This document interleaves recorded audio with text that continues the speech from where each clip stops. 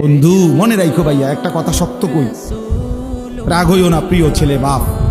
এই কপাল পৃথিবীতে উপার্জনের দুনিয়াবি কোনো কাজে লাগে না। এই হাত পাও এগুলা মানুষের অঙ্গ প্রত্যঙ্গ কাজে লাগে বিভিন্ন উপার্জনের কামে। এই কপাল এটা দুনিয়াবি কোনো কামে লাগে না। দেখ কোনো কাজের জন্য কোটা দিয়ে কোনো উপার্জনের কোনো কামে, দুনিয়ার কামাইয়ের কোনো কাজে এই কপালের এটুকু জায়গা ব্যবহার হয় না, এটা লাগে না। তাই এটা আল্লাহ তাআলা কেন বানাইছেন? খোদার কসম রব্বুল আলামিন এই কপাল শুধুই সেজদার জন্য বানাইছেন, শুধু সেজদার জন্য। এজন্য যে কপাল সেজদা দেয় না, যে কপালে সেজদা নাই, তুই মানুষও না, মানুষের বাচ্চাও না। ইনসানের কোনো কাতারে সে পড়ে না, সে কোনো মানুষের কাতারে পড়ে না। ইনসানের কোনো কাতারে পড়ে না যার কপালে সেজদা। কারণ কপাল বানানোই হয়েছে।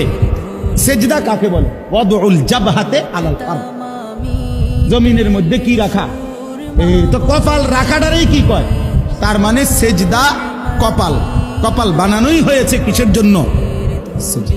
নবী সাল্লাল্লাহু আলাইহি সাল্লাম বলেন, আকরাবু মা ইয়াকুনুল আবদু মির রাব্বিহি ওয়া হুয়া সাজিদ। নবীজি বলেন কোন বান্দা আল্লাহর সবচেয়ে ঘনিষ্ঠ হয়, আকরাব সবচেয়ে ঘনিষ্ঠ হয় যখন সে সেজদা করে।